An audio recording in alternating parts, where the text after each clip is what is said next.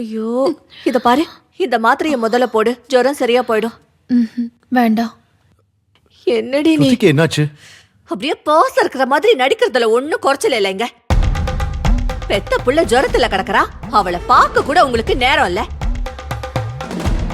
போய் உங்க மருமகன் கல்யாணத்துக்கு அப்படியே உங்க அக்காக்கு கூஜா தூக்கிட்டு இருக்கீங்க.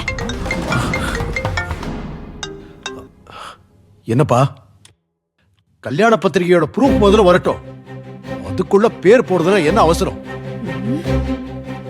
வை வை. ஐயோ, புள்ள கிட்ட பேச கூட நேரம் இல்லாம கல்யாணம் கல்யாணம்னு கல்யாண வேலைய சுத்திட்டு இருக்கீங்கல்ல. நீ எல்லாம் ஒரு அப்பாவா? பேசாம இருடி, நீ வேற. என்னாச்சுமா ஸ்ருதி? அவளுக்கு தான் ஜுரம் அடிச்சுக்கிட்டு இருக்கேன்.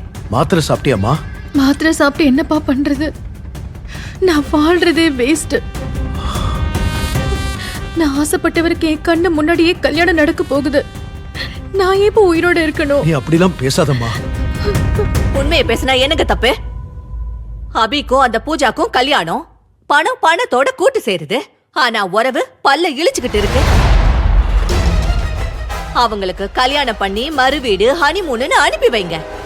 என் பொண்ணு இந்த வீட்டுல ஒரு எடுபடியா வேலைக்காரியா காலம் பூரா இருக்கட்டும். அடிச்சனா ஏற்கனவே ஜுரத்துல கிடக்குறா, நீ ஜுரத்தை ஏத்தி விட்டுட்டு இருக்க.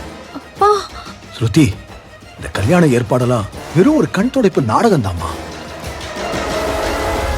நான் இவ்ளோ கிராண்டா செய்யற ஏற்பாடு முழுக்க பூஜா அபிய கல்யாணம் பண்ணிக்கிறதுக்காக இல்ல, நீ அபிய கல்யாணம் பண்ணிக்கிறதுக்கு தாமா. பாத்து. ஏய் பாத்து, மெதுவா. நிஜமாவாப்பா? ஆமாம்மா, நீதான் இந்த வீட்டு மருமக. நான் அதுக்கான வேலையெல்லாம் ரகசியமா செஞ்சுக்கிட்டு இருக்கேன்.